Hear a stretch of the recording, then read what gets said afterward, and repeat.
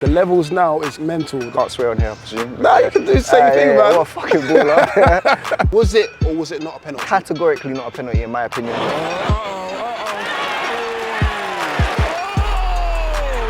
Big decision. In my head, I never even thought it could be a penalty until the referee blew and pointed to the spot. Flips, aka Arsene Wenger.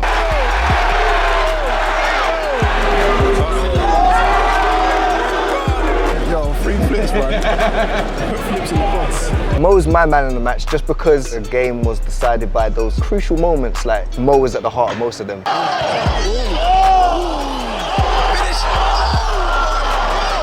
But right now, Baiteze have won the Nationals, they've won the London Cup, they've won their league. Don't think no one can chat to you. No one can chat to you.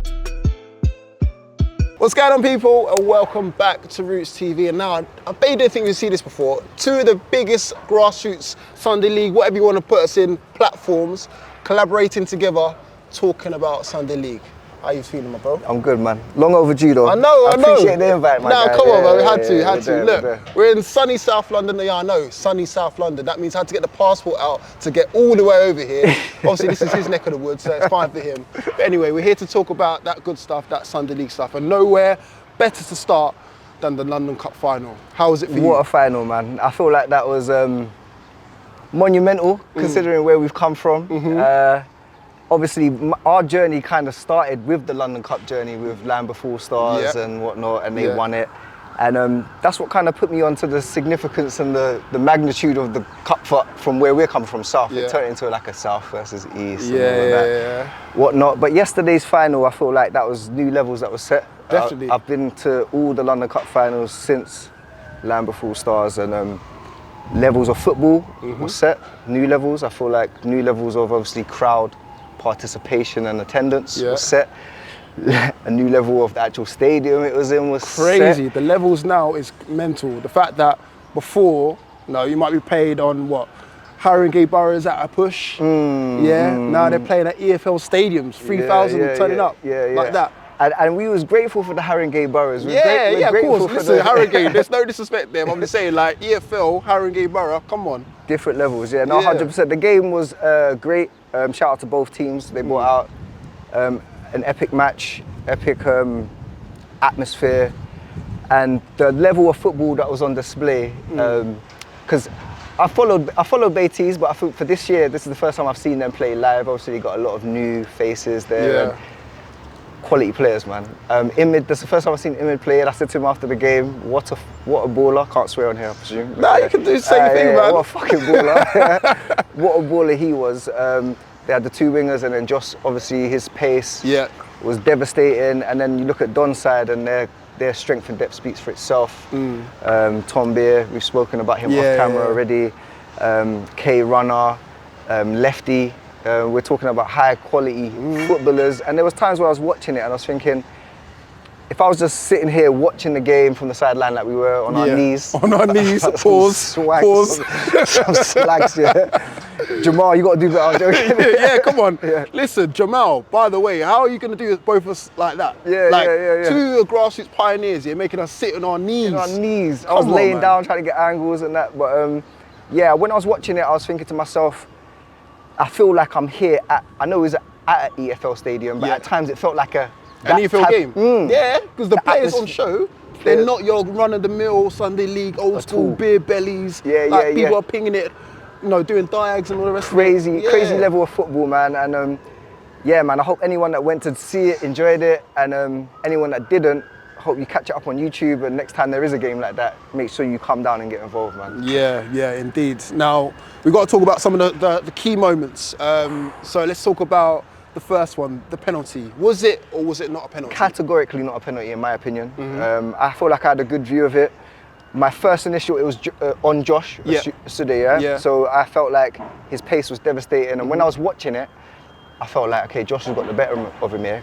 And then Briggs, give him credit, I thought it was a great recovery challenge in terms of like getting there last minute. I don't think in my head, I never even thought it could be a penalty until the referee blew and pointed to the spot. I haven't watched it back yet, but I'll stick to my guns on what I saw on the sideline, and I'll say it was no pen for me. I'm the same. I think I'm surprised that the referees that they assigned for the game, but that's another conversation in itself. But I don't think it was a penalty, me personally. And I said I was like on the sidelines there, so I had a nice angle of it as well.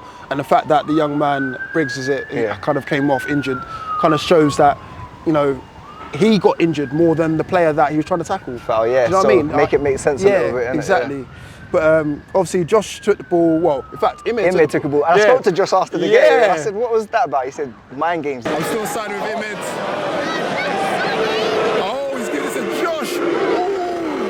I thought so. I thought that was like, because I remember seeing Newcastle versus Nottingham Forest, and Kieran Trippier had the ball, gave the ball to Isak, who then slotted it away. It was kind of similar to that in a sense, mind game. So it kind of takes the pressure off the actual penalty taker, because everyone's trying to get into Imid's head at the time. But Josh can just chill, and then just before the penalty, they changed over, a good finish, and 1-0 Baiteze, isn't it? There you go. And you know what? Shout out to Josh as well. Like, he shut up a lot of people, because I put a post up, in fact, the week leading up to the game, saying who's the better striker? Oh, out of Josh and Nathan Palmer. Now, obviously, Nathan Palmer's one of my faves, man. Same here. Like, no disrespect. Again, Nathan Palmer's one of my favourites as well. But at the same time, look who came out on top. I hear it. I feel like, this is where we go a bit deep into the football side of the game. When you've got pace like Josh, and I don't want to put this just on his pace, because I feel like his timing of his runs are really good. He knows how to use his strengths, and you get people that maybe are fast and don't know how to utilise their strengths on a football pitch, but he's someone that really does.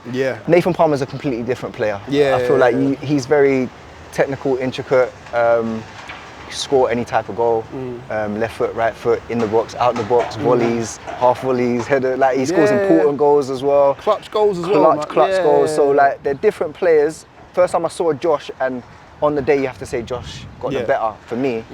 But every time I've watched Nathan over these years, he's impressed me, just his football IQ, even little things like the dark arts, you know, people might get onto it, but these things win you games, bro, I'm telling you. So yeah, shout out to Nathan Palmer as well. Yeah, definitely. I want to talk about the security, and the reason why I want to talk about security, there's a couple of moments that happened throughout the game. The first one was Flips, aka Arsene Wenger.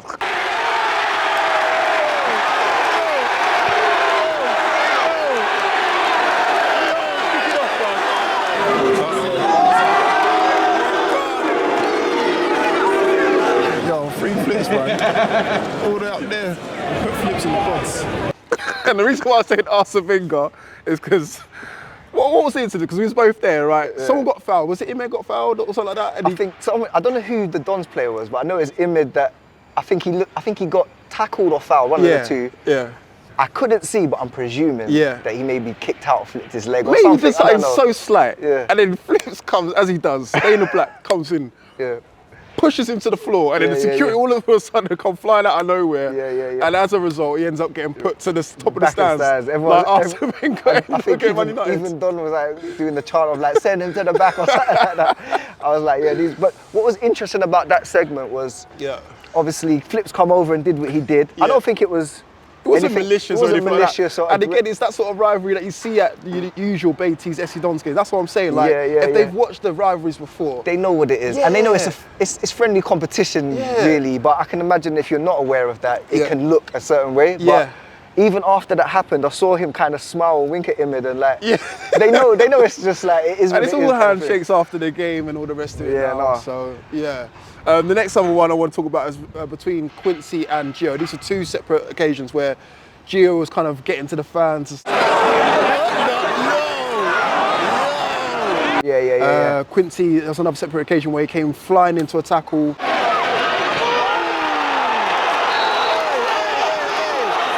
He won the ball, but you know, in the heat of the game, in the atmosphere of the game, we kind of got to people. But again, the security came charging in like it was like, it felt like I'm in a nightclub. Do you know what I mean? Like, get him out of the club. Like, what's that about, man? No, I feel like the security was probably implemented just because of the level of the ground we was in. Maybe there's a bit of like a standard of expectation, I guess, and precautionary measures, I would imagine. But I feel like some of the security measures or moments were a bit over the top, considering what it was. But it made for beautiful moments in the game, for me. I'm sure when you put up your clips, they're gonna make everyone like and retweet. You get me? So it was good, man. I want to talk about the fans as well. Obviously, we said that 3,000 fans turned up, but the fan base behind us is mental. Like the chants, even from the other side as well. You know, Baiteze had the other side of the ground, but obviously he was closer to the SC Don's side of things. But just the chants, man. It felt like I'm in a proper like, EFL game. Like I haven't even been to an EFL game, but I've been to a Prem, and the atmosphere was loud. Do you get what I'm saying? Chants. They knew the chants. They knew the players' names. They knew everyone affiliated to Don's club. They knew their names. Yeah. Shirts are getting signed. That's it. Selfies getting taken. They definitely played their part in terms of creating the atmosphere, and it was enjoyable, man. Like, I was right next to you, and there's times we're looking eyes like, I'm just like, I'm blown away by the fact like how. I know these lot are popular. I know they've got millions of views on YouTube and stuff like that. But just to see it in the flesh, in real time, like you said, people signing shirts and all the rest of it, taking selfies. I'm like, these are real like celebrities, like local celebrities. Yeah, this is transcended from somebody that picked up a camera and decided to make content, and they've made real life connections with people across the country. Because we interviewed a couple of fans on the day that had come down from like Nottingham, and I'm talking about ages of kids up to fully grown adults with families were there in Don's tops, and female, male, and celebrities in the building. It was monumental, man. So you got nothing. You can have nothing but praise for these people, man. They're doing big things. But to answer your point, the crowd was loud. They knew the chants, and I don't want to go into details, but there was languages being used from younger people. From the younger generation, But massive, man, massive. I want to talk about man of the match. Who was your man of the match? Because there was a couple stand-up performances for me, from both sides, in fact. I thought K run in the second half, pretty much run the show, hit the bar, I think, hit the post with a free kick. I feel Quincy for Baiteze had a monumental game. Same. Big Mo in between the sticks for Baiteze, that double save. Mo's my man of the match, just because I was speaking to Don after the game, and I was saying like the game was decided by those crucial moments, like, and Mo was at the heart of most of them. If we're saying like there was times where I'm saying Dons are guaranteed to score here. Like I'm talking about rebound. You know when the ball rebounds, you're 6 yards out. Got to put it away. You've got to be putting this away, and not to take anything away from the striker or whatever, but they've hit the target. But Mo's he just looked like he was going to be not denied that day. And fingertip saves, feet saves. If you're a keeper, however you keep it out, you're doing your job. So he was my man of the match, but I also felt that Josh was a nuisance all game. I felt like Imid impressed me with just... Most hated to most rated now, Imid. I spoke to him after the game, and like I just said to him, I can see that you're traditionally more of a 10, innit? Like you're a playmaker in that sense, but he was playing DM, linking the play. There was times where you shouldn't be keeping the ball in those circumstances, and his ball retention was unreal. He was working hard, and he said he was injured. He's not fully fit or whatever, so he was another standout player. And then on the Don side, like you said, K Runner, I thought he was really good. I thought TC had a good game at left back. He had some top opposition against Ruben. I felt like I don't know his name, apologies, but he came on as a centre back after Briggs got injured, I think. Dan Varane. I feel like he had a good game when he came on.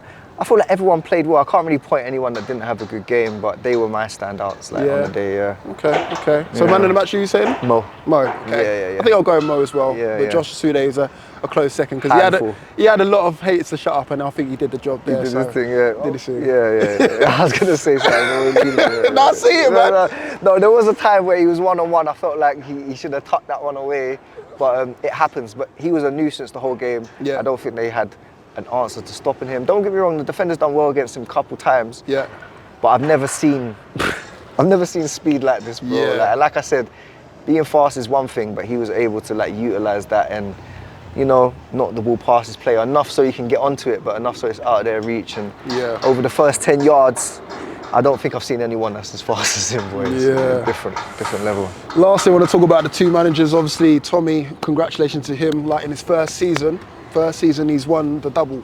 So, like, where do you go from there? Like, you've won your league, a league that has unbeaten as well, Invincibles. So a league that's eluded them for such a long time.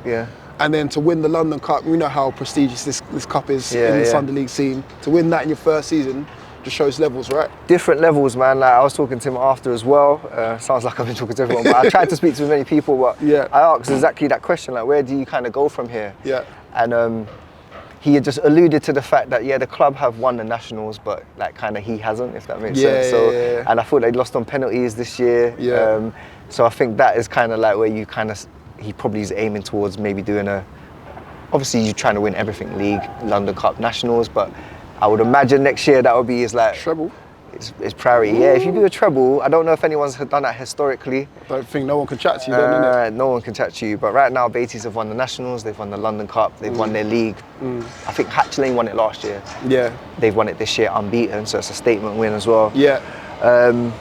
And not only have they done all of that, they've done it with a revamped squad. So like, I'm talking about key players that were key for them and not there no more, and they've replaced them well, like Ade Cole.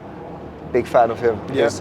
So him not being there is a big loss, and then they've obviously replaced him adequately, evidently, and they've won the London Cup, which they haven't won before. So, well, I'm gonna say something controversial from a friend of mine from the Baiteze camp. You know who you are, and about the whole replacing players. Now, the two main ones I was told about was Dom Perez and obviously TK that are on the other side now. TK, remind me who? The winger. Oh, I think I know what you're talking about. Now, this said person said, would they now get into the Baiteze squad now? And his answer was no, because obviously Gio's come in, done a fantastic job. Josh Asule's come in, you see what he's done. So that's partly the reason why they had to go elsewhere. I hear you. No, do you know what I mean? And this is not coming from me, by the way. I'm just the messenger. Don't shoot me, Don's fans or anything like that. It's hard for me to kind of comment on that because I haven't seen Dom or TK play for Dons. I know he came on for Dons yesterday, TK, right? I think he had a good shot that was saved by Mo again. It was parried, and then a follow-up was actually saved away by Mo again. I've always rated him. I've seen him at 5-a-sides, I've seen him at 7-a-sides. Toby, I think his name is, isn't it? Toby Coker. Good player, man, good player.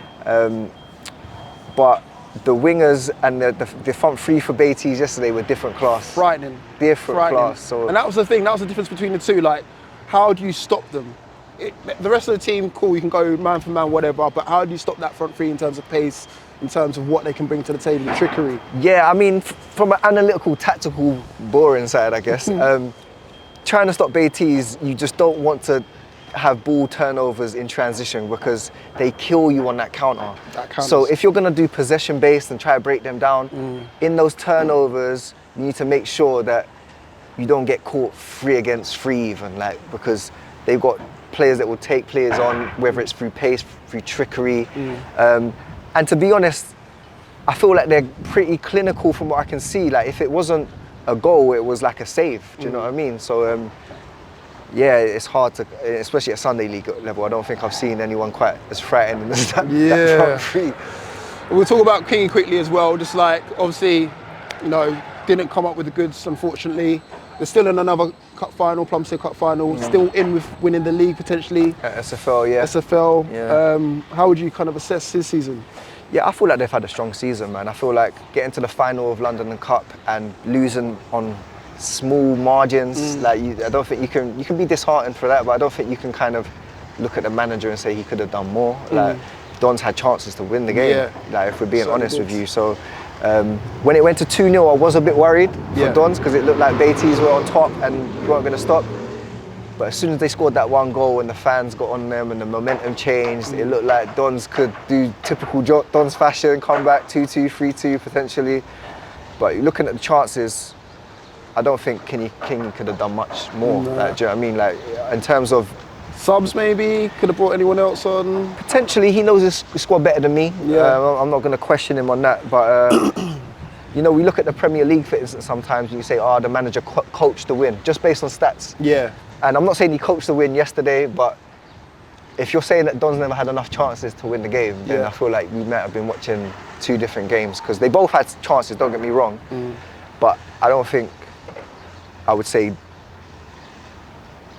Kingy didn't coach them and to put them in a position where they could win the game. I feel like they had chances to win the game. Do you know what I'm saying? There was chances. There was a chance where I think they call him Rooney. And he was 1-on-1, and obviously that was a potential penalty shout as well. Definitely. I've heard people say they think that was a penalty.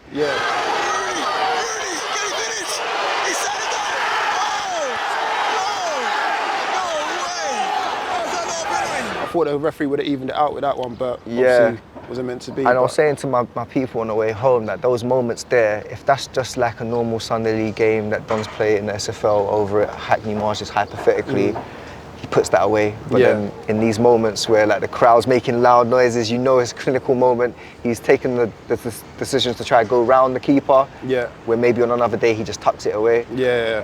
So it's those fine moments, and two good teams, that's what's going to be the difference at the end of the day, isn't it? Who takes their chances, who doesn't. I still feel like he's going to come away with some silverware in the Plumstead Cup. I'm not too sure about the league because the league is strong, but I still think, you know, he'll come away with some silverware, and overall they can say that they've had a good season. Yeah, strong season, man. I think they're quite, how far did they go in the Nationals this year? I'm not too sure, to be honest. Was it just before the quarters or something like that? I think so. I'm not too sure, to be honest with you. But again, talking about the Nationals, we'll talk about that now. Let's go for it. Trooper, home bargains was the final. Stoke City, big ground to fill. Big ground. But Trooper came out on top, went 1-0 down, pulled it back 2-1. Now Trooper are Kings of England. Kings of England. Kings of England. Kings of England now, yeah. Shout them out, man. Sunday League settings. Yeah. That's where I first got brought to my attention. And you can see the ability they've got already. They seem like a close-knit, I'm not going to lie and say I've seen them in depth, but they seem like a close-knit community club. They all play for each other, look like friends. And they've beaten some good teams along the way. I mean, beating any team from Liverpool in the National Cup. Because Liverpool, they're no slouches. All them teams up there, AFC Ball, they're no joke, bro. They're no joke. Like Mayfair, all of those, any team from Liverpool, I feel that's playing in the Business Houses League, competing or not competing. It's funny because Home Bargains, last year in the Nationals, they were flooding my DMs just saying like, we're going to win the Nationals this year, and obviously they didn't. And then they got to the final this year and they'd fallen at the last hurdle.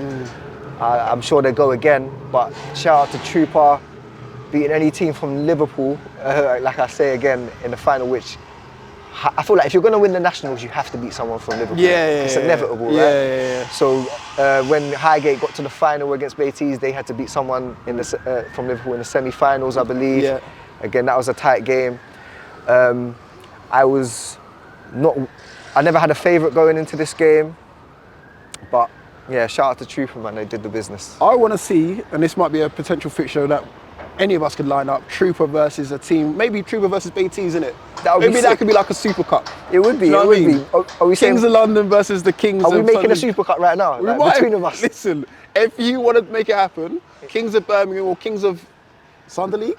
No? Sunday League, we could do that, because it will be London Cup versus National Cup. And I think that's because the only reservation I have about Nationals, don't get me wrong. I know what your reservations are going to be. Let's see if it realigns. I feel like the way they construct the rounds. You skip out a lot until we get to like the business end of the cup, where it's like the semi-finals. Okay, now it starts kicking. A lot of big teams go out early because they're having to play within their own. So it's probably the same for Liverpool as well. There's a lot of big teams in Liverpool, a lot of big teams in London. Maybe I don't know much about the other areas. So like I know Luton have got St Joseph's who won it last year, I believe, and there's other areas of the country, but I feel like in London and Liverpool particularly, a lot of big teams go out early because they're playing against each other. Exactly. So when we get to the latter ends now, we're kind of like, as a London-based fan, you're kind of relying on whoever makes it out of that gritty first stages to get through there. Usually like Highgate have done it before, Baiteze have done it before. And I think this year, Highgate got the furthest, I believe, isn't it? Yeah, I think Highgate got the furthest out of the London contingent, So maybe it's something we set up in the future, maybe like, you know, a Birmingham tournament and a London tournament and a Liverpool tournament. They're like the main three areas that kind of always tend to get to the finals. So where are Trooper from? Birmingham. They're from Birmingham? Yeah. Okay, that's dope, because I've been talking to my guy, Raise Your Game. My people, them, No Ball Game, shout them out, from Birmingham. We've been trying to line up like a London versus Brom fixture for the end of the season, so maybe me and you can get involved in doing that London team, and then Raise Your Game, No Ball Games, and then they can get the Brom team out, and then we can make that happen, because we're living in a time where you're only as good as your innovation. So we're in a position, we've got no gatekeepers, it's just between us and the man, them and them. And that's it. We can put something like that together, so let's make something like that happen, man. Yeah, put the titles on the line. Right, let's move on to the SFL. So, SFL in its second season now. Would you deem it a successful failure? And I'll go first, you know. I seen a tweet the other day, I think the Dons put it out, in fact. You know, the Kings of Kent, AFC Hampstead Town, obviously in the league. Highgate, they got to the semis in the National Cup. SC Dons got to the final of the London Cup. So again, in terms of the strength of the league, they're in all the big competitions, either winning it or coming close. On the flip side of things, this is where it might get a little bit negative, so plug your ears in, Jamal, or maybe listen out, tune out. Teams have dropped out or folded. And again, for a league that was kind of heavily revered as the Super League or Super Cup, if whatever you want to say, it's kind of a bit disheartening that a lot of teams are dropping out and, you know, not fulfilling the season. So it's difficult, man. I feel like when you're defining like what success is, you've got the one angle that you brought up, like the teams are getting far in these other competitions, whether it be the London Cup, the National Cup. And like we spoke about the National Cup already, the best teams in London are playing each other to even get to those latter stages. So the fact that that's an SFL team speaks volumes as well. Plumstead Cup, Dons are in the final again. So I think there's no debate in the strength of the teams. Like the best teams in that league, there's no debate in how good they are. But then there is that flip side of like, you know, we're 2 years in, it's still early doors, finding that stability maybe of having a consistent bunch, and also the operation of it a little bit, I guess, like in terms of like promotion maybe? Promotion, relegation would be interesting to see.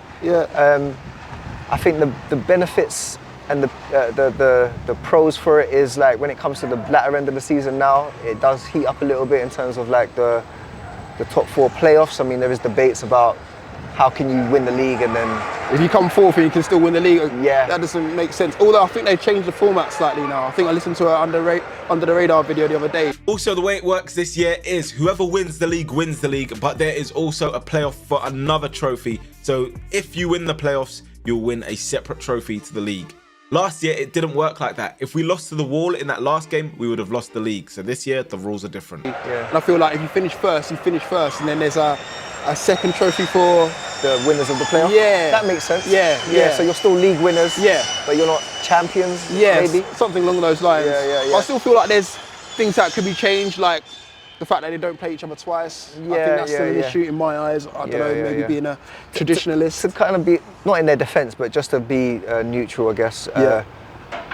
It's still a new league, you know what I'm saying? They're 2 years in, like anything, like when I started my platform, or so when you started yours, there's teething issues that you need to kind of work through and get, you learn through your losses to get better. So hopefully, I have no input on what they do, but hopefully they figured those maybe things that haven't worked and correct them. It was dubbed the Super League, mainly probably through us. You're to blame for that. I'm probably to blame for that. But naturally, I feel like there was high optimism for the league. And us as like, fans, I was optimistic of like the Baiteze joining, even like, I think Takers was even around even them joining, like the high YouTube teams. Highgate Albion are there now, but originally I was hoping that they would join. The Super League hasn't maybe lived up to expectations, but those expectations are maybe created by the likes of our platform and other people reacting to what we're saying. So I can't really hold the league accountable per se, but I feel like the potential's still there, do you know what I'm saying? The potential's still there if they correct one or two things and get the likes of us to maybe push it a bit more also, man. But man, I feel like we have to see how that develops, do you know what I mean? Who joins the next season then? Who would I like to see? Who joins the next season? Because I would like to see, I'll tell you who I'd like to see join. Olympia, you know, Kings of Barnet League. Sorry, John, if you're listening, but you know, it is what it is. Trabs. And I've got to say Baiteze. You have to say Baiteze. I have to say Baiteze. Hatch Lane? Hatch Lane as well. Yeah. Definitely. I think now Baiteze's got no excuses now. Now you've won your league. You know, that was the whole scenario. Oh, we've got to win our league first. Oh, is that what they were saying? Yeah, well, that's what the rumours were through the grapevine. Don't worry, I've been remembering those conversations. But now you've won your league now. Hatch Lane, they've won it previously before. They can now shuffle across now. I think those are the main four, really. I feel like, I'm not even saying it just to echo you, but they are probably the teams I would have chosen. I feel like it would be interesting to see a SFL where, and I'm just freestyling here, this isn't anything concrete, but it would be interesting to see like a SFL where maybe there was 2 divisions similar to like the NBA. Yeah. You know what I'm saying? Have a North kind of London and South London, and then the winners kind of play each other. The ultimate champions. Yeah. Because if the majority of teams are in a certain area of London, and I believe at the moment they're only playing each other once in the league. Yeah. It becomes a bit difficult to find that equilibrium of, I guess, fair play. Yeah. Do you know what I mean? Like, and you also need that get back. Like, oh, they beat us 3-0 at their ground. Let's get do you know back what I in mean? the return. And if you're playing each other once, and say like you're AFC Hammersmith and I'm Lambeth Four Stars, hypothetically. Yeah. And our league fixtures at your ground. Yeah. And we lose, and that costs us the cup or whatever. It's just hard to find, like, how do we balance this in terms of fairness? Do you know what I'm saying? We're getting the away games that are at worse pitches, so therefore it damages our chances because we're a footballing team or whatever. Like, if there's a home and away, it kind of alleviates that type of debate of like, oh, it's a bit unfair. Yeah, do you know what I mean? True. But I've still got high hopes. They're only 2 years in. We'll see what happens next year. We'll see what happens, man. Let's talk about YouTube teams on the rise. Yes. Or potential YouTube teams on the rise.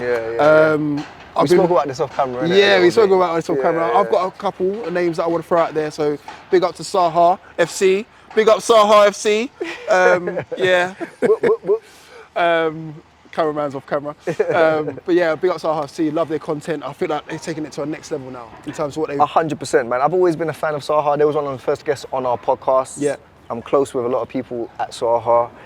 And do you know what, they're one of the favourite teams I go to watch in terms of getting content. Yeah. Like, they may not come home with the results that they usually maybe want, but I don't think it's through lack of talent. I look at some of their players, and you look at like Diddy. You look at obviously Bradley Hudson-Odoi is there. Then you got Yas, who's there as well. Then they just got a lot of players there that you like to record because you'll get those vibrant clips. Kieran Cadogan, crazy player. So obviously they're players that you want to watch at Sunday League. Do you know what I'm saying? Because as a cameraman looking for viral moments, they're gonna give it to you. Do you know what I mean? So like, they definitely got the talent. I would like to. They definitely come on the rise in terms of their YouTube. They've obviously worked on the production side of things. So I feel like if they're consistent and they can start to, get those results going as well for them. They're in the final of the SFL Cup, so that'll be big for them. They could win that, which will be a good milestone for them. And then they can kind of keep building on the back of that, because they always get players that you look at and you say that these are quality players. They got a young baller, that's Shay. I think he plays right back for them or whatever. Quality player, man. Like, when I first saw him against Kenilworth in the London Cup this year, standout. Then I dug a bit more on him. It turns out he used to be at Anderlecht when he was younger. Wow. Do you know what I'm saying? He's played professionally. He's trying to get back in the pro game. Wow. And he's playing, I don't want to say down at Sunday League, but he's playing at Sunday League level. This is the type of calibre of player you get to see when you go Sunday League now. So like, Saha's definitely a team that I think their YouTube has definitely stepped up. Then we've got the team we both spoke about, Carpet FC. I know a couple of them down there. Their production's really good. I like Great Britain United. I feel like they're good as well. They've taken it to the next level in terms of what they're doing. Again, a different part of, well, not even London, outside London, like more. They're like Ascot, right? High Wycombe, sort of Buckinghamshire level. Okay. Around that sort of level. But they've come in with their first season, come in strong, nice visuals. Good storytelling throughout like the whole video. Again, it's engaging. You kind of feel like you know each person, and that's key. When I'm looking for YouTube videos in particular, I know people can go from left to right, get their goals, all the rest of it, but I want to be told a story. Why should I spend 20 minutes of my day 100%. watching your video? And that's what's key to me. Yeah, no, 100%. If I was to kind of go on the back end of what you said, to jump on the bandwagon, so to speak, like, I feel like that's maybe what YouTube teams should be looking to do more of, like in terms of just having a unique angle to how they tell their story, instead of like similar approaches to what other teams are doing. But another team that I really liked their production was, I'm not sure if they're still going, but I used to follow them and like their content, was Acorn United. FC. Acorn FC, they got some deep, dope little content going on there. Obviously lower divisions or whatever, but I feel like their content was really good. What other YouTube teams have come out? I like Firesides. They're based in the Barnet League. I've clipped up a few of their goals before. Couple viral goals like crazy. You love a viral goal? Yeah, come on, man. I love that sort of stuff. But for me, like I said before, it's more like the storytelling, like people that can. So are they storytelling in their thing?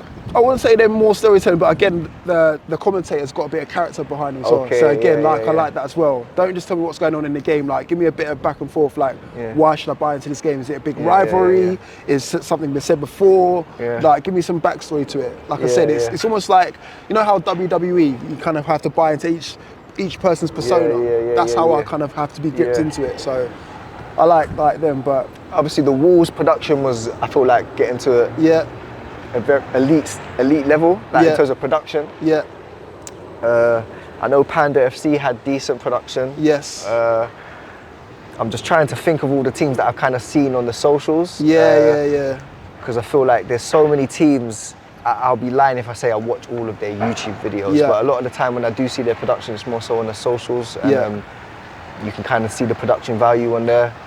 But what would you say for like the teams that are either just starting up or they want to kind of catch our attention? Not to say that we're like the main big dogs, but again, like you want to be catching people's attention rather than just filming it for your mates. Like, what would you say the main characteristics are? Because for me, like I said before, it's always got to be storytelling. It's always got to be like, make sure you get your key characters on screen as much as possible. And then try and tell it in a different, unique angle. Like going back to the Saha situation where they have, is it a GoPro that the manager holds where you can see the 360? That's different. That's like, different. I don't see that. I think I see Baiteze do that as well. Joel Mensah. There you go. But again, you got to think outside the box. That's what I was gonna. That would be my main kind of point. Try to separate yourself from the crowd, because when we both started, there was maybe 4 main YouTube teams, but now we've probably listed about 10 since we've been on here, and that's not even including the others. So the main ones. It's very saturated already. So if you want to be seen, want to be heard and stand out, you have to kind of be different. I can't tell anyone how to tell their story or how to kind of, frame it or make it unique. But I feel like it really comes down to the creativity and the innovation, because even M-Boy's content, I used to really like their content. Because they told it again from a storytelling, like a vlogging type of angle, do you know what I'm saying? And that really is intimate in terms of you and the team. I think that's really good. So they'll show clips when they're not even at football, do you know what I'm saying? Like just show the camaraderie and the boys getting zipped. So they're coming back out next year. So so that'll be interesting to see them. Then obviously you've got the five-a-side teams like Five Guys. I think their production is really good. They go for the meme angle and they go for the character angle where you kind of know the characters inside out. And it's very engaging in terms of things are happening quite quickly in the edit. I feel like we're in an era where there's the attention span of the viewers is very small. Do you know what I mean? So you take those things into account as well. And then just utilising the socials as well, because how is anyone going to know you've got content unless you're really putting yourself out there consistently? Do you know what I mean? So that would be my advice. And the other piece of advice I would say is, let's get back to winning football games and trophies, man. Like, because that's going to put you on the map as well. Like, if you're winning trophies, no matter what league or division, that always helps. Do you know what I mean? I feel like. It's funny that you mentioned Five Guys. I wanted to ask you a question about 5-a-side content compared to 11-a-side content. What do you prefer? Do you prefer Sunday League content to watch and to clip up, and what performs better for you? Or do you like 5-a-side because it's more fast-paced, it's there, it's like, it's end-to-end, it's almost like a basketball game, isn't it? I feel like that's a difficult question, because in terms of clipping up content, when you do get those moments on an 11-a-side, I feel like it resonates a bit more in terms of it's grassroots and everyone in the nation kind of they can relate to 5-a-side and 7-a-side as well, obviously, but I feel like there's something more raw about like a good grassroots 11-a-side clip. Yeah. But in terms of entertainment and, you know, keeping me intrigued and interested in the content, that 5-a-side element, there's always something happening, whether it's like step over now and a goal, and then we're clipping straight to another attack. Whereas like on an 11-a-side, it's like there's kind of a bit more of building to those moments where like it depends on how you build it up. If you're not entertaining them in the build up, whether it's through commentary, whether it's through sideline content, I might switch to the next one or not even watch the rest of it. So it's a toss up for me, man. Like, it depends. I feel depending also on the team, I feel like I can get more out of a 5-a-side game. Five guys, I can get loads of stuff. SC Dons, I can get loads of stuff under the radar. You know, even from the teams that are not big, like I feel like I can get more 5-side content out of it. But I feel like the Sunday League content tends to go more viral because you know, everyone plays Sunday League. I don't know. I don't know the it's hard to pinpoint the reason. The mechanics behind it, but it just, that's what it is for me. But I agree with you, man. I agree with you. But I do like 5-a-side. So obviously we do like the summer 7s in summertime sometimes, and like obviously getting to see the flip side of editing like a 7-a-side, 5-a-side, small-sided game.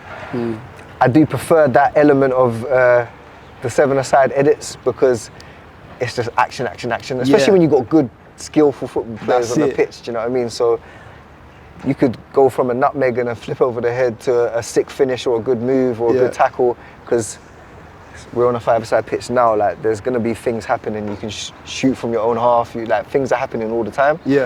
Whereas 11-a-side is kind of like, you might have to wait 90 minutes for I've missed moments just through like, do you know what I'm saying, slipping and talking to someone on the sideline, you've missed it because you didn't know that it was going to be happening. So I feel like it really does depend, man. But I think we're on a similar page when it comes to that. Right, let's talk about YouTube upload dramas. Now, recently, this has been happening a lot with, well, it's been the same perpetrator, Barnet Sunday League. Yeah, I'm calling you out, John. You know it's John. We all know it's John, man. Come on. It's new news. Is it John, yeah? Oh, it might not be John. It might be someone else, but I think it's John. John, I reckon it's you. Anyway, so basically, to paint the picture, SC Dons played Olympia. I was there, Yeah, you was there. London Cup semi-final. London Cup semi-final. Big game. There we go, big game. Big Does game. well on YouTube, on the old socials as well. Cool. Of course. It got uploaded ahead of schedule, should I say, on Barnet Sunday League's page. Because, you know... This is a political question. It is a political one, but, you know, we got answers. Yeah, no, I'm here. SC Dons usually upload on the Sunday, but, you know, Barnet Sunday League tended to go by their own schedule, which is fair enough. Uploaded on the Wednesday, I believe, so 4 days ahead of them. Now, there was talks about something being in place in terms of an agreement that didn't get agreed upon. Somebody was elsewhere. You didn't get the message, you didn't get the memo. I don't know what happens, man. Like, do you stick to everyone uploads on the same day, or do you kind of break that boundary and like, you know what, you upload them whenever you want to do that, and you upload them when you ever want to do that? Like. I feel like on a personal level, because I've been in that situation before. I've done Don's games, I've done Baiteze games. You jumped the gun there? Is that what you're no, I haven't jumped the gun. I haven't jumped the gun because that's my respect in it. I know what goes into building a platform. And these people have been doing it for years and they built a fan base. So for me, I've got that respect for them in the sense of like, I'm not trying to get more views on the basis that I've jumped the gun on what is technically your content. But for me personally, that's from an angle of I'm a neutral. Technically I have no right to, even though it's a Sunday League, I haven't really got a right to make that my content. Do you know what I mean? Because without the teams, nothing happens. There's no content for me. So for me, it's a technical one where I have always respected the team. So whether they're SC Dons or even the Wall, when I've done the Wall, this is before they was as big as they probably are now. I've had that conversation. UTR, same thing. Baiteze, same thing. So I've kind of had that consistent. It's kind of like a gentleman's agreement, isn't it? Like you just kind of respect each other's hustle because, like you said, they've been doing it for years. Yeah, man. And let's face it, we're kind of leveraging off the fact that they're a big name. If they were just a run-of-the-mill team, you can put it out whenever you want because they haven't got a presence like that. But because they've got a big following, you say, okay, we're going to do well off that on the socials. But at the same time, you end up pissing them off because you're jumping the gun. Yeah. And you know what I mean? And you're affecting their revenue. Yeah, technically, yeah. Because remember, this is a business for some of these people, isn't it? Like, and not necessarily a business in terms of they're probably getting paid straight off the YouTube views, yes. But their business is probably outside sponsors or whatever like that. And those sponsorships are determined by your views, do you know what I'm saying? So if I upload early, for instance, and I get 10,000 views hypothetically, it's great for my platform, I guess, but those 10,000 people might not tune in now to see the SE Dons or the next person's when they upload, and that's 10,000 views less for them. So I don't know what detrimental effect that's going to have to them. Yeah. And my view is that I want to have a platform that is known for its own content for its own reason. Do you get what I mean? So let's say that hypothetically I uploaded SE Don's game early, and I get 10,000 views. It looks good, doesn't it? But then when I go and do another game the next week and I upload and I get 1,000 views, what have I actually gained? I might gain a couple of subscribers. Subscribers that will then potentially be like, oh, they don't do the Dons early every day, I'm gonna unsubscribe or whatever. So for me, it's not part of my long-term vision. I want to create something that our brand is known for and people come to our platform to see. Similar to like the non-league, no budget. We get a lot of good views on the back of that, and that's mainly because there's no one really covering that. It's a new, obviously you've got a bunch of amateurs doing their thing, but at the end of the day, we're doing a particular team that no one else is covering. It's unique content, and you can only see it on our platform. So building things like that is more important for me. Where it gets political, I guess, is that Barnet League are a league. So they have every right to kind of be there as the team's playing. Yeah. So let's say, I'll give you a hypothetical then scenario. Yeah. Let's just let the Barnet League had been recording for 3 years, and they record on a Sunday and they always upload on a Wednesday. Yeah. Do they now have a right to upload on a Wednesday regardless of who they cover? I think so, yeah, but I think it's a conversation to be had. And like I said, look, people said there was a conversation. I don't know, I wasn't in the room at the time, but I think the fact that they're leveraging off the bigger team, you kind of got to show them that respect. No, it's definitely about respect. The fact that they're just uploading on a Wednesday because they know full well they're going to monetize more off of that one video than all the so it's others. Premeditated, you know kind of like leverage, They're not stupid, man. You're not stupid. You know who you are. You know who you are. Don't act like you didn't know he's going to get more views because you did it on another video with Baiteze. The week after, innit? Okay, interesting. Not stupid, man. Like for me, I don't agree with it personally, innit? But if they feel like they're in their rights to do that, I don't know, man. It's not something I agree with personally. It's a bit mad still. Okay. Last but not least, let's get into life as a content creator. It's hard, isn't it? It's tough. I'm tired. Yeah. I'm tired. Yesterday, we was on our knees, like we said. Yeah. And nothing. They didn't even give us like a little bed. No Diddy, by the way. No Diddy, yeah. No Diddy. Oi, allow it. No Diddy. Fire. Lava, yeah. So like, it's hard work, man. Like you must know. Yeah. I went into it blind. I learned very quickly. You know, late nights. And let's not take away the fact of technical failures. I've lost content that I've been out recording and been working on for days, and then it's just technical issues. It goes.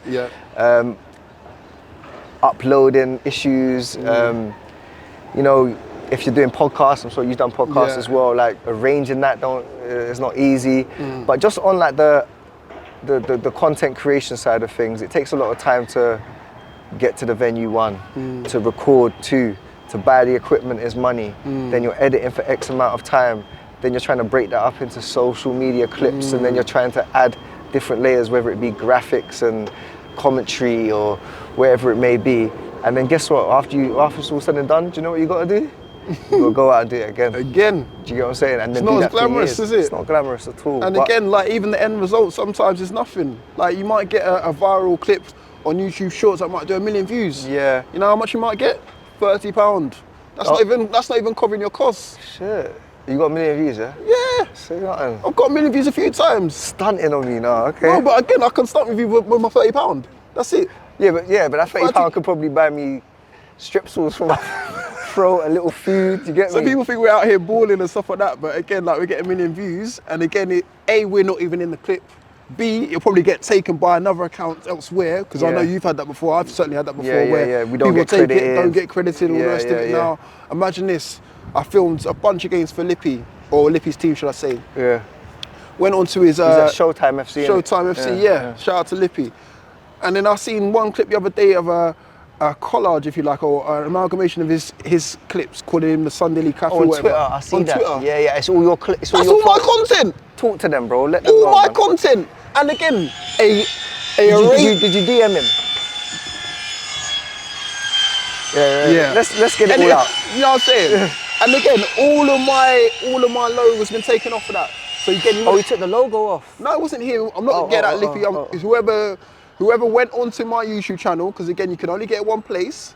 My YouTube channel. You've gone onto my YouTube channel. No, I'm talking about the guy that created it. Yeah. And has put it on his Twitter. Yeah. So not Lippy. No, yeah. He has cut it so that your logo's away. Yeah. Okay. Because you know you might put your logo in the top right. Yeah, just to let them know that. Yeah. He's cropped all that at the bottom, and then just said, oh, you know, this is you, Lippy, trying to get the retweet of Lippy and that. Yeah. So again, this is the stuff we have to go through. We go through all that work, like you just said. All the filming, editing, posting, all the money that we've paid for these cameras here. So if he credited you though, you'll be cool. I'll be cool, because you know where the work's come from. It's not like you could have got it from elsewhere. So don't pretend that you don't know, basically. Come on, there's only one place you could have got it from. Yeah. You know what I'm saying? You might say, my friend sent it to me like this, you know? Yeah, right. Get out of here. But again, this is the life that I'm just trying to get through to people that think it's all glamorous, that we're just posting away all the time. Nah, there's a lot of stuff that... To round it off, I would say that production or content creating is, you're overworked and undervalued. Do you know what I'm saying? So a lot of times you get just called a cameraman. A cameraman, or like it's like send me those clips. Did you get my step over? Did you get my goal? And I don't mind sending them, to be honest with you, but I don't think there's much compassion for the work that goes in. And I don't think until you pick up that camera and start trying to edit, and that's when you start to understand, like, this is hard work. Do you know what I mean? And realise the importance of what we're doing right here. Because again, like, this is creating career paths for people now. The fact that these cameras here, you know, filming grassroots football, Sunday League football, is creating career paths for teams, individuals, and all the rest of it now. Yeah, 100%. So again, in order to help you get there, or you to nick a move to a non-league club because we filmed your game, maybe kind of subsidised by giving us a little change. Do you reckon that we're on the verge of kind of being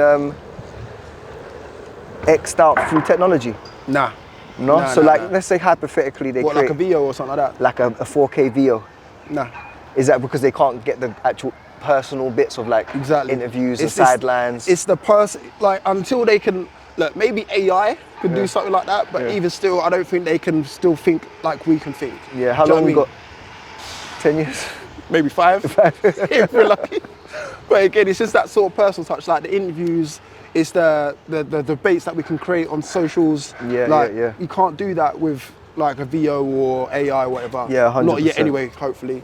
Yeah. But I think it's more the personality behind what we bring to the table. Facts, yeah. Do you know what I'm saying? Because before us there was, I don't know, grassroots goals, 4-3-3 and all the rest of it, but they didn't hone in on the magnitude of Sunday League football in its essence. And we didn't make these teams feel like they're the Man Uniteds of the Sunday Leagues and stuff like that. That's what 100%. We bring to the table. And I feel like that's where it's our responsibility as content creators to continually push the barriers in terms of the type of content we create, because however deep we go and we get to tell people stories, we get to go as deep as we want in terms of the questions we ask and who we actually interview. So like, for instance, the London Cup right now, we're creating a monumental documentary that will obviously change the game. And that's because we've identified that there's stories that still need to be told about grassroots and grassroots teams and individuals that have put in over like 30 plus years of work, similar to us with our cameras, and we feel we're underappreciated. There's people that have been putting in 30 years work of grassroots management, or a team that's been established for 50 plus years, and no one doesn't know. Do you know what I mean? So like, with the highlights of these YouTube teams and these other teams winning trophies, Sunday League is so in depth and so big that there's still massive stories out there that haven't been told. I'm going to just end on this. You know what? I've always kind of likened our existence to Link Up and GRN Daily in terms of the music scene. You know, like before, like when SBTV first got started, and then Posty must have got inspired. He started GRN Daily, and then Rashid started Link Up TV. That's what we are in terms of those two platforms. Obviously not as big as them yet. But in terms of the grassroots Sunday League team, this is what we're doing. We're kind of raising these profiles up in terms of making them almost like the pillars of our community. I feel like this is an opportunity to pay homage to you, because obviously I came in this game on the back of being a fan of like YouTube football. I was a player myself, so it was just could do a bit, yeah. I was decent still. 1v1. got tech, yeah, I'm decent. I'm not gonna lie. Step over. Send in the clip to Rootz, man. Let's see it. So like, I was a fan of this YouTube stuff. Like I remember seeing Kenilworth versus Dons, that rivalry. I knew a lot of the players, and it was just intriguing to me that there is no gatekeepers to this. Do you know what I'm saying? And I came from a world of like trying to be pro, playing in non-league, and there's gatekeepers everywhere in those, whether it's the manager, whether it's the chairman that doesn't like you, or whatever it may be.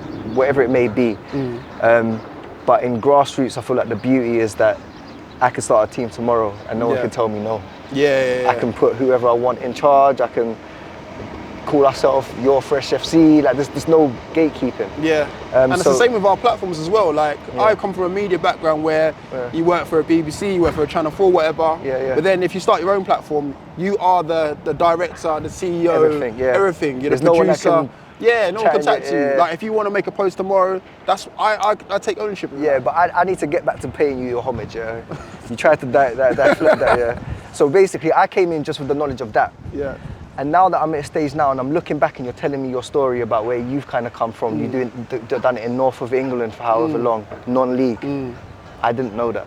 Do you get what I'm saying? So you've been doing this for years, and I feel like it's only right that I can kind of pay homage for the work that you've put in now, and because I understand what it takes to be consistent for that long amount of time. Innit? So there was a time where, like, just to go to like the Link Up Grime Daily thing, like I'm sure that they've been competitive at times as well. So like we was very competitive at times, do you know what I'm saying? Without talking, I'm putting it out there for you, Rootz TV, we was very competitive at a time where we was going post for post, like I'll see what you're doing, I'm like, okay, it'll make me better. And now we're at this stage now where we can kind of like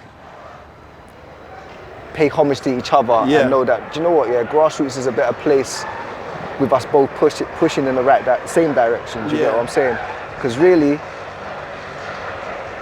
without a Rootz pushing hard, I wouldn't have pushed as hard, do you get what I'm saying? And probably vice versa as well, like me going as hard, probably giving you ideas and whatnot. So I feel like it's important that other content creators out there understand that having competition is healthy. Do you get what I'm saying? I feel like having people that push the boundaries is healthy. And I've seen you've been doing that, I've been doing that, and it's just good that we're in a place now where we can be on the same podcast and we can talk on a Rootz platform, and I'm sure now you're going to be on my platform.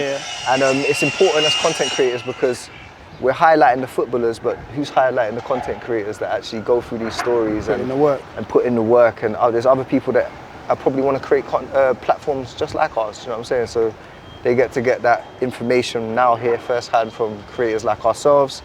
And going forward now, like we just need to, you know what I'm saying, keep it competitive, yes, but also keep it collaborative as well. Do you know what I mean? And also teams that have been put on by ourselves, When this guys, don't start sending for the teams, please. When these Sky Sports come knocking and all the rest of it, cool. I like to touch on that. I like it that you get gas and Sport Bibles post you up and stuff. Remember who's posting you consistently. Consistently. Remember, not just here, there, and everywhere. How Sports Bible saw you.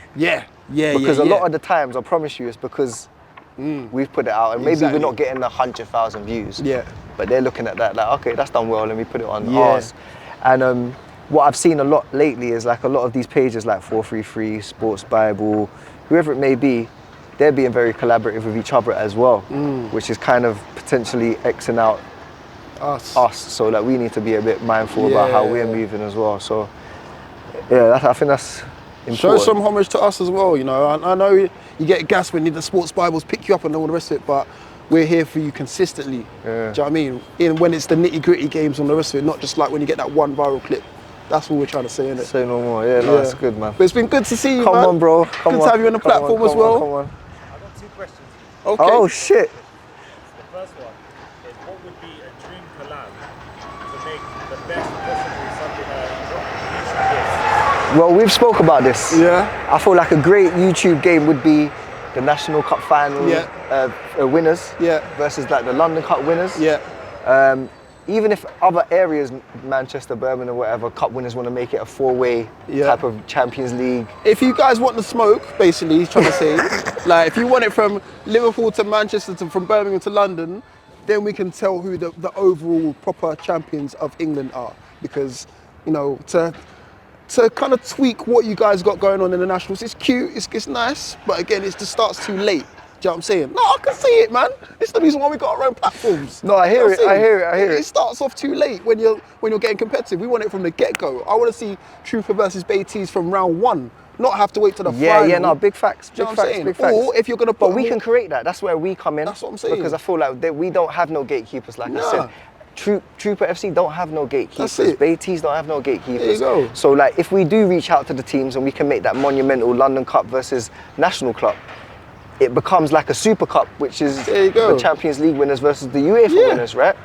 And then obviously, if we want to get Liverpool involved, Birmingham involved, the options are endless. So even if we created a London 11, which will be between me and yourself, let's just say, hypothetically, and we create it and let Brum create their 11, that's another game that we could do, City versus City. Do you get what I'm saying? So, and see who is the best City in the UK. Who is the best City? Well, I've always said it's got to be outside of London, only because, you know, if we're going by the prestigious National Cup, it's usually won by a team from Liverpool, or this year, a team from Birmingham. Previously before, it was a team from Luton. You know what I mean? So it said that, but again, at the same time, then you look at the bigger teams are usually from London, SC Dons, Baiteze and the rest of it. So this is the reason why this needs to be had. I'll be honest, and I'm not arrogant, but I know that I could put a team together, or we could put a team together that would smoke Liverpool. Oh yeah, that's a no-brainer. Come on, man.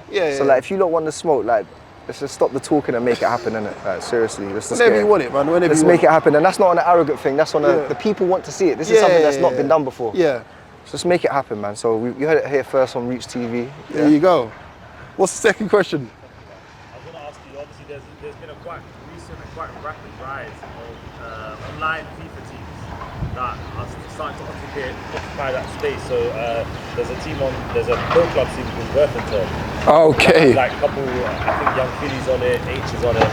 Do you ever see that taking away some of the shared clicks from what we're doing here at grassroots level? Because you're catching the same eyes like the 14 to 24-year-olds. Okay. It's an interesting question. So we're talking about like the online.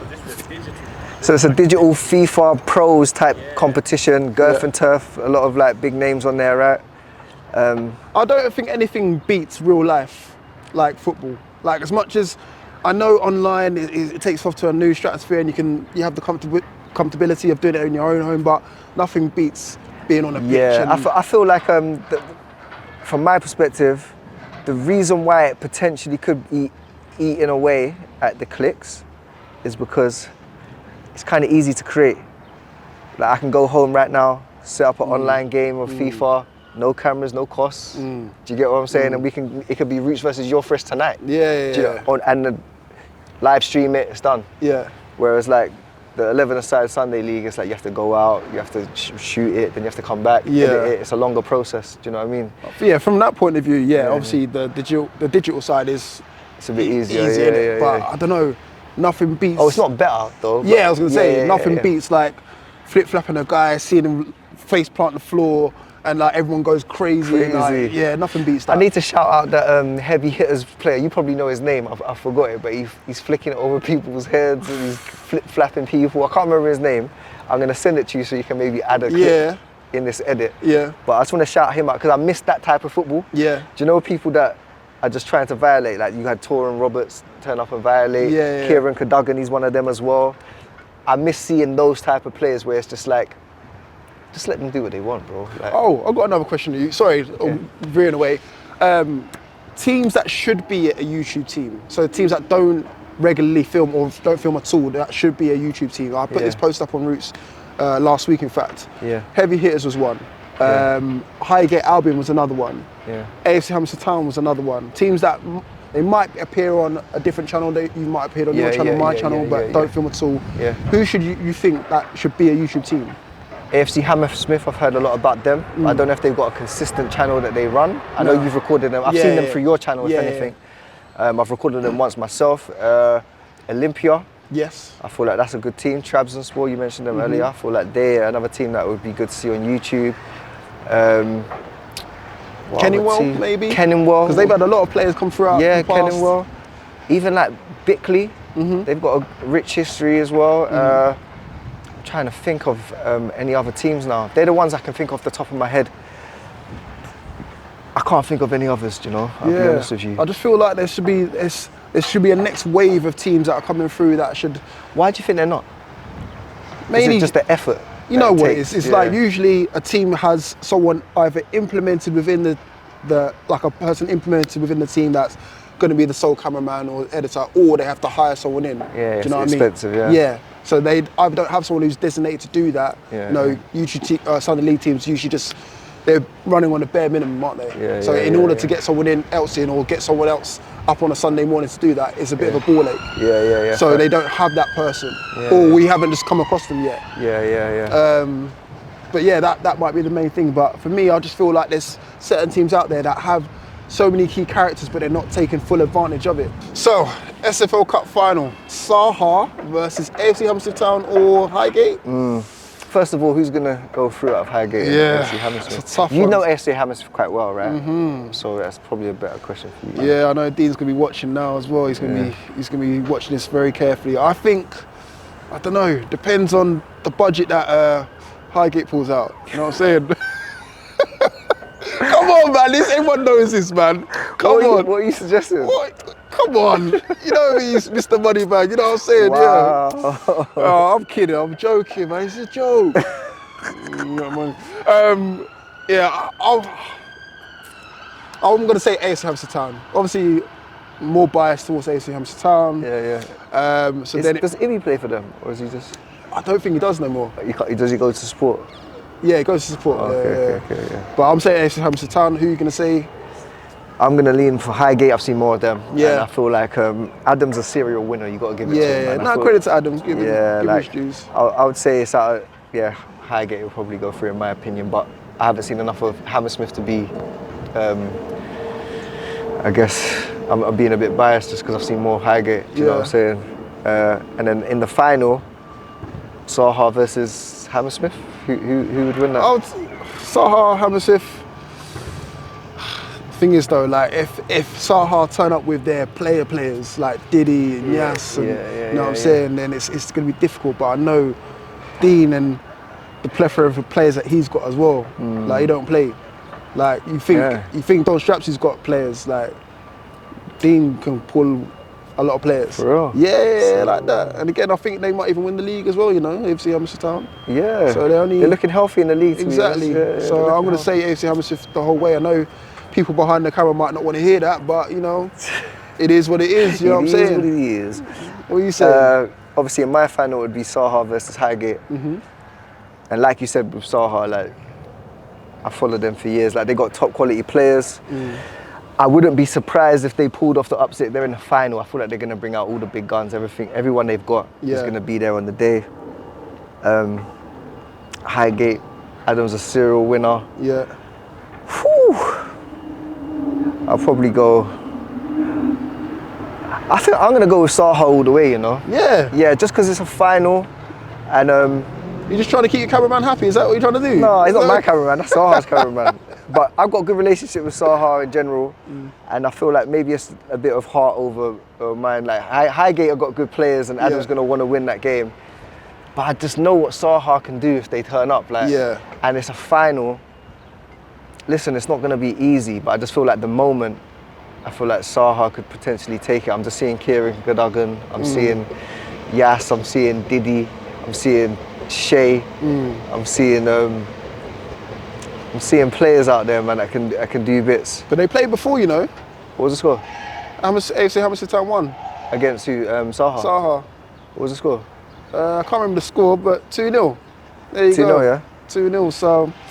I'm just saying they've already got the reputation already of winning, so... Listen, I'll go with my people there. And hopefully they do me proud, innit? But like, we'll wait and see. We'll probably both be there, innit? Yeah. So we can maybe do a recap. There you go. After that one. And then the league, what are you saying about the league? Yeah, the league looks like it's tight. Obviously, the top 4 is tight. It looks like the top 2 are kind of clearly going to be in that playoff. The 2 new teams there. The 2 new teams there, Highgate and AFC Hammersmith. Obviously, Highgate won the London Cup last year. Hammersmith was on their way to the London Cup final this year. I'm not sure of the politics.